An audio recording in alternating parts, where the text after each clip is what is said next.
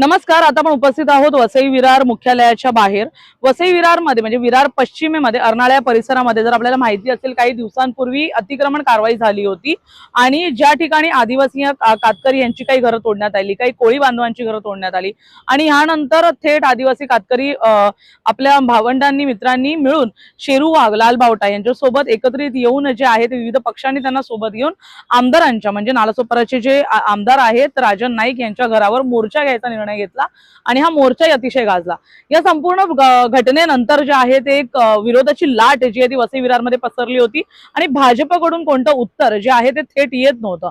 परंतु आजच्या दिवसामध्ये भाजपने पत्रकार परिषद घेतलेली आहे। भाजपचे पदाधिकारी माजी जिल्हाध्यक्ष महेंद्र पाटील यांनी या ठिकाणी पत्रकार परिषद घेतली आणि या पत्रकार परिषदेमध्ये त्यांनी काही मुद्दे मांडलेले आहेत। हे मुद्दे आम्ही तुम्हाला सांगू इच्छितो कारण भाजपची बाजू काय आहे, भाजपतर्फे काय बाजू मांडली जात आहे किंवा आपण म्हणू शकतो कोळी बांधवांकडून काय बाजू मांडली जाते हे देखील बघण्यासारखं असेल। त्याचं कारण म्हणजे कातकरी आदिवासी समाजाने तर मोर्चा काढला, परंतु जेव्हा कोळी बांधवांचं यामध्ये घर तुटलं तेव्हा त्यांचं असं म्हणणं होतं की आमचे जे प्रतिनिधित्व करणारे महेंद्र पाटील आहेत ते चारधाम यात्रेला गेलेले आहेत आणि जेव्हा ते येतील तेव्हा कोळी बांधवांचं जे आहे ते जे काही म्हणणं आहे ते आम्ही समोर ठेवू। कोळी बांधवांच्या घरावरचं अतिक्रमण जे झालं त्याच्यासाठी महेंद्र पाटील यांनी तर सांगितलंच, परंतु हे जी कारवाई आहे ती अपूर्ण आहे असं त्यांचं म्हणणं आहे। एका बाजूला सरकार भाजपचं आहे, केंद्रामध्ये भाजप आहे, राज्यामध्ये भाजप आहे, पालकमंत्री भाजपचे, खासदार भाजपचे, इतकंच काही तर आताचे आमदार देखील भाजपचे आहेत, महायुतीचे आहेत। मग असं असताना का कारवाई अपूर्ण राहिली असं महेंद्र पाटील यांना वाटतंय। तर तुम्हाला आम्ही काही व्हिडिओ दाखवतो, हा व्हिडिओ बघा। आम्ही समाधानी नाही आहोत कारण कारवाई अपूर्ण आहे असं आमचं म्हणणं आहे। जर महसूल मंत्री तुमचे हे सगळं तुमचं असताना चूक कोण करतोय? मग तुमच्यावरती बोटे येणार नाहीत का सांगा मला। आमचं म्हणणं आहे की ही कारवाई अपूर्ण झालेली आहे, ही कारवाई पूर्ण करावी आणि ही जागा मच्छीमारांना उपलब्ध करावी। धन्यवाद, तुम्ही सगळेजण वेळात वेळ काढून इथे आलात आणि या व्हिडिओमध्ये थेट महेंद्र पाटील म्हणतात की कारवाई अपूर्ण आहे, रिसॉर्ट्सवर कारवाई झाली नाही त्याची देखील माहिती घेऊन आम्ही ही कारवाई करायला सांगू, आम्ही मागणी करू।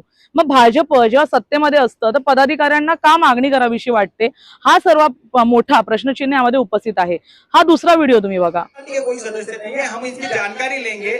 नहीं, आपने जो फोटो दिखा रहे हम लोग जानकारी लेंगे कौन बराबर है, आप दिखा रहे हो कि वो आप दिखा रहे हैं ना वो बराबर रहेगा, लेकिन इसकी जानकारी लेके आपको जवाब देता हूँ। जानकारी नहीं है तो क्या कर सकते? क्यों नहीं है जानकारी? आप लोग इतने बड़े राजनेता हैं, आप लोगों का राज्य में सरकार। भारतीय जनता पार्टी का तो पूरे महाराष्ट्र में देश में पहले से ही आप देख रहे होंगे कि हमारी मांग यही है कि बांग्लादेशी के ऊपर कार्रवाई होनी चाहिए। हम लोग का डिनाई कर रहे हैं, साथ में खड़े होकर फोटो खिंचा रहे हैं। फोटो खिंचा त्यांच्यावर कारवाई होणार का?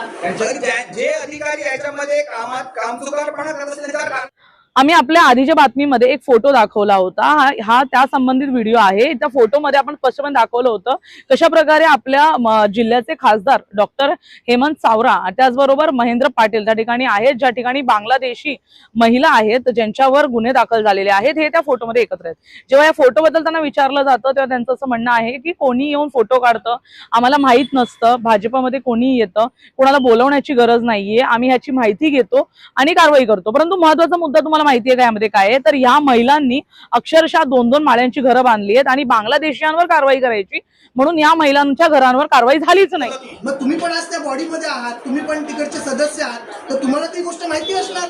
म्हणून म्हटलं आम्ही त्याची माहिती घेतो। 2 माळ्याचं घर सोडून तुम्ही आमच्या कोळ्यांचं घर तोडलं। चला त्या आदिवासींच्या सोडा, पण त्या 2 कोळी होते ना आमच्या कोळी समाजाचे, मग त्यांची घरं तोडलीत तर त्यांना का सोडलं?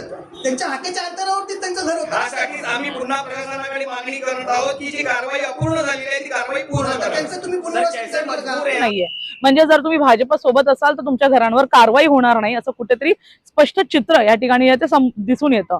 कातकरी आणि आदिवासी महिलांचं किंवा तिकडे असलेल्या लोकांचं असं म्हणणं आहे की आम्हाला देखील भाजपमध्ये येण्यासाठी सांगितलं होतं, आम्ही नकार दिला आणि आमच्या घरांवर कारवाई करण्यात आली। यानंतर महेंद्र पाटील यांचं ज्या संपूर्ण घटनेवरचं स्पष्टीकरण आहे की मला माहित नव्हतं फोटोसाठी कोणी येऊन तिथे उभं राहतं, परंतु जेव्हा आपण एक स्थानिक नेते असतो तेव्हा आपल्याला ही जाणीव असली पाहिजे की आपल्या आजूबाजूची लोक ही कोण आहेत, ते खासदारांसारख्या एका मोठ्या व्यक्तीला भेटण्यासाठी का आलेली आहेत आणि जर गुन्हेगारी प्रवृत्तीची लोक खासदारांच्या आजूबाजूला आहेत तर खासदारांच्या सुरक्षतेचा मुद्दा देखील मोठा होतो। खासदारांची सुरक्षा देखील यामुळे कुठेतरी अडचणीत येऊ शकते, हे देखील ही गोष्ट सांभाळणं जे आहे ते एका स्थानिक नेत्याचं काम आहे. आणि महेंद्र पाटील हे अर्नाळ्याचे स्थानिक नेते आहेत, त्यामुळे कुठेतरी या महिलाच्या फोटोमध्ये दिसत आहे त्यांच्यावर 3 ते 4 FIR आहेत. आणि जेव्हा कातकरी आदिवासी यांनी ही संपूर्ण मुद्दा उचलला तेव्हा फेसबुक वरून हे फोटो डिलीट करण्यात आले. त्यामुळे आपण समजू शकतो फोटो मागचं राजकारण काय आहे. आणि जर हे चुकीचं नव्हतं, जर ते येऊन अशाच उभ्या राहिल्या होत्या आणि जर आपल्याला याबाबत माहिती नव्हती, मग फेसबुक वरून हे फोटोज डिलीट का करण्यात आले ह्याचं उत्तर देखील त्यावेळेस देण्यात नाही आलं. त्यांचं असं म्हणणं होतं मी माहिती घेतो आणि सांगतो. तिसरा आणि सगळ्यात महत्वाचा मुद्दा या पत्रकार परिषदेचा हा होता ज्याच्यामुळे राडा झाला आणि तो मुद्दा होता सगळ्यात महत्वाचा मुद्दा शेरू वाघ, ज्यांनी हा संपूर्ण मुद्दा मोर्चा जो आहे तो लीड केला, जे अनेक दिवसांपासून आपल्या सोशल मीडियावर प्रचंड व्हायरल होत आहेत आणि जे प्रखरपणे म्हणत आहेत की मी आमदारांच्या घरी जाऊन राहणार.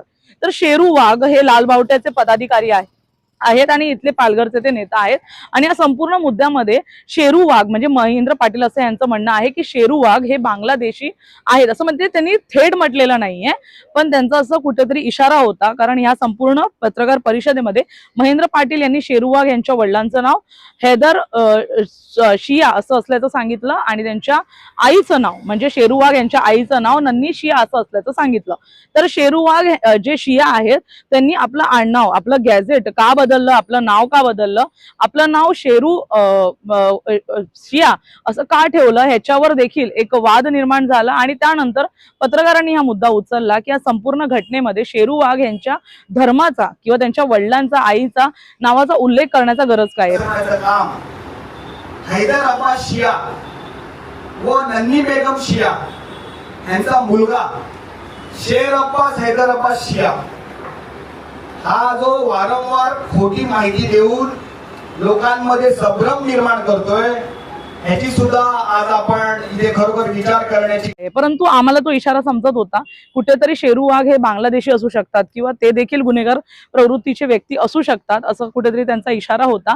त्यामुळे शेरू वाघ ही खोटी बातमी पसरवत आहेत, खोटी माहिती पसरवत आहेत असं देखील त्यांचं म्हणणं होतं. कदाचित ते बरोबर असतील, परंतु याच्यामध्ये एक महत्वाचा मुद्दा हा आहे की अतिक्रमण जे होतं ते मच्छीमारांच्या जागेवर होतं, त्यांचा व्यवसाय व्यवस्थित व्हायला पाहिजे यासाठी होतं. मग शेतकरी किंवा कातकरी किंवा आदिवासी किंवा कोळी बांधव यांच्या घरं तुटली आणि अतिक्रमण झालं किंवा अपूर्ण कारवाई यावर बोलण्याऐवजी शेरू वाघ यांचा धर्म दाखवण्याचा प्रयत्न का केला जातो. काम करते हैं और कहीं न कहीं उनकी जमीन पर रिसोर्ट बना अनधिकृत बताया जाता है. क्या उन जैसे लोगों को आपका संरक्षण है और तोड़क कार्रवाई ऐसी जगह पे क्या कहना है? हम यहाँ पे मछुआरों के प्रश्न के लिए बैठे हैं और इसके लिए हम ज्यादा इसके ऊपर आंसर नहीं कर सकते. वैध का सवाल है, आपकी राय क्या है? क्या इसके बारे में बोलना उचित नहीं रहेगा. कार्रवाई होती है? सचिन जी आप हमें प्लीज सहयोग करें. हम सहयोगी हैं. हम मछुआर हम आपसे विनती करते हैं कि कृपया हमें सहयोग करें. होता भाजपतर्फे हा एक मोठा प्रश्नचिन्ह उपस्थित राहतो. यानंतर त्यांचं असं म्हणणं होतं की रिसॉर्ट्सवर देखील कारवाई व्हायला पाहिजे अशी आमची मागणी आहे. त्याचबरोबर ह्या ठिकाणी जे आहे ते जेव्हा सगळं तोडण्यात आलं त्यांचं असं म्हणणं होतं की अतिक्रमणाबाबत आमची चर्चा सुरू आहे. मग या ठिकाणी अर्नाळ्यामध्ये जे वाळू उपसा होत आहे, भाजपचे नेता रामदास मेहर यांच्याकडून अनेक रिसॉर्ट्स जे आहेत ते राजवाडीच्या परिसरात बांधण्यात आले, ज्याला मॅरिटाईम बोर्डचा कोणती परवानगी असेल असं दिसत नाहीये. कारण अगदी समुद्र किनाऱ्यावर म्हणजे रेतीमध्ये तिथे प्री वेडिंग शूट केले जातात, त्याची भाडी कोण आकारता आहे, त्या ठिकाणी सेटअप लावले जातात हॉटेल्स कडून, त्याच्यावर कारवाई कधी होणार ह्याचा प्रश्न विचारल्यानंतर देखील कोणतेही उत्तर नाही, म्हणजे मला माहिती नाहीये. या संपूर्ण घटनेमध्ये अतिक्रमणाबद्दल तर बोलणं झालंच, परंतु या सगळ्या मुद्द्यामध्ये जेव्हा विविध प्रश्न उचलण्यात आले म्हणजे महेंद्र पाटील यांच्या स्वतःच्या घराबद्दल प्रश्न विचारण्यात आले तर त्यांनी त्याबाबत माहिती दिली. त्याच बरोबर भाजपसोबत कोणी असेल तर त्यांच्यावर कारवाई होणार नाही का ह्यांच्याबाबत पण त्यांनी माहिती दिली. परंतु सगळ्यात महत्वाचा मुद्दा यामध्ये होता की आमदार राजन नाईक या संपूर्ण घटनेची माहिती कधी देणार, ही कारवाई किती अधिकृत आहे किती अनधिकृत आहे, प्रांतांचं यावर काही उत्तर नव्हतं. महेंद्र पाटील यांच्याकडे माहिती नाहीये, ते सतत म्हणतात मी माहिती घेऊन सांगेन. मग याच्यावर माहिती देणार तरी कोण? आमदार राजन नाईक हे आपल्या तालुक्याचे एक जबाबदार व्यक्तिमत्व आहेत, ते आपले आमदार आहेत, त्यांनी विधान परिषदेत इतका मोठा मुद्दा उचलला होता. मग आमदार राजन नाईक यावर कधी उत्तर देणार याकडे सगळ्यांचं लक्ष लागलेलं आहे.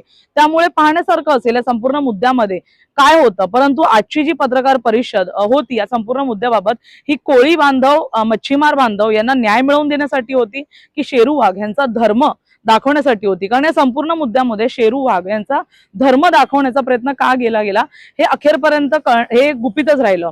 जर आम्ही तुम्हाला सांगू इच्छितो की शेरू वाघने यापूर्वी निवडणुका देखील लढवलेल्या आहेत. शेरू वाघ ह्या ठिकाणी आधी चळवळीमध्ये पण होते, ते कोणत्या संघटनेमध्ये पण होते आणि आदिवासींच्या प्रश्नासाठी 2018 पासून त्यांची जोरदार लढाई सुरू आहे. या सगळ्या घटनेमध्ये जेव्हा लढाया सुरू राहतात तेव्हा शेरू वाघ यांचा धर्म का नाही काढला गेला, तेव्हा त्यांच्यावर कारवाई का नाही केली गेली आणि इतकंच जर ठोस पुरावे होते तर शेरू वाघ यांचं घर पूर्णपणे तुम्ही का नाही निस्तानाभूत केलं, ते घर का ठेवलं? फक्त कार्यालय आणि इतर कातकरी महिला किंवा आदिवासी त्यांची घरं तोडली जातात आणि शेरू वाघ यांना नंतर सांगितलं जातं की तुमचं घर, म्हणजे थोडीफार कारवाई तिकडे होते मग ते सोडून दिलं जातं. मग जर शेरू वाघ बांगलादेशी आहेत किंवा तसं सादर करण्याचा भाजपाचा प्रयत्न जो आहे तो सुरू आहे तर मग त्याच्यावर कारवाई अजूनही का नाही झाली? आमच्या एका माहितीमध्ये, आमच्या एका बातमीमध्ये आम्ही स्पष्टपणे म्हटलं होतं, शेरू वाघला प्रश्न पण होता की तुम्ही बांगलादेशी असल्याचा आरोप करताय, मग त्यांचे म्हणणे की मी बांगलादेशी आहे तर माझ्यावर कारवाई करा. मग भाजपा का थांबली आहे? जर शेरू वाघ सारखे नेता आता उठत आहेत, ते जर खोटी बातमी पसरवत आहेत, ते बांगलादेशी आहेत, आपल्या समाजाला त्यांच्यापासून धोका आहे, मग कारवाई का नाही केली जात आहे? केंद्र भाजपचं, राज्य भाजपाचं, परंतु रिसॉर्ट सारख्या ठिकाणी मागणी म्हणजे कारवाई करण्यासाठी अजूनही इकडच्या माजी जिल्हाध्यक्षांना मागणी करावी लागते. कदाचित पुन्हा ही मागणी एकदा विधान परिषदेत होईल, मग कदाचित त्यावर रिसॉर्टवर कारवाई केली जाईल. हे देखील पाहण्यासारखं असेल, कारण ही कारवाई अपूर्ण असल्याचं जे आहे ते महेंद्र पाटील यांचं म्हणणं आहे. परंतु या संपूर्ण पत्रकार परिषदेमध्ये महेंद्र पाटील यांचे 2 शब्द खूप प्रामुख्याने ऐकू आले आणि ते म्हणजे की आपण शेरू वाघ आणि त्याचबरोबर माहिती नाहीये. मग पत्रकार परिषदेत नेमकी माहिती नसताना इथे पत्रकार परिषद का घेण्यात आली हा देखील एक मोठा प्रश्नचिन्ह होता. त्या प्रमाणात गदारोळ देखील पाहायला मिळाला, कारण या संपूर्ण घटनेमध्ये कुठेतरी पत्रकारांवर पण प्रश्नचिन्ह उपस्थित करण्यात आला की ते कोळी बांधवांच्या विरोधात आहेत. पण असं नाहीये, कोळी बांधवांच्या विरोधात असण्याचा प्रश्नच नाहीये. खरं तरी पत्रकार परिषद होती की कातकरी समाजाने आपली बाजू मांडली, कोळी बांधवांनी आपली बाजू मांडली पाहिजे, त्यांचं प्रतिनिधित्व करण्यासाठी इथे जमलेले होते सगळे. परंतु या संपूर्ण मुद्दा हा भलतीकडे भरकटत गेला आणि अतिक्रमण, मच्छीमार, कोळी बांधव यांच्या व्यतिरिक्त हा संपूर्ण मुद्दा जो होता शेरू वाघ, त्यांचा धर्म, त्याचबरोबर भाजपात कोण असलं पाहिजे कोण नाही, बांगलादेशी, त्याचबरोबर या महिलांवर जे गुन्हे दाखल झाले त्यांची घरं कशी राहतात आणि इतरांची कशी उद्ध्वस्त होतात यावरच तो भरकटत गेला. त्यामुळे पाहण्यासारखं असेल भाजपकडून आता तरी या कारवाईबाबत काही ठोस माहिती दिली जाते का आणि शेरू वाघ जर खरंच बांगलादेशी आहेत तर त्यांच्यावर भाजपा आपल्या प्रशासनाचा वापर करून कारवाई करते का? धन्यवाद.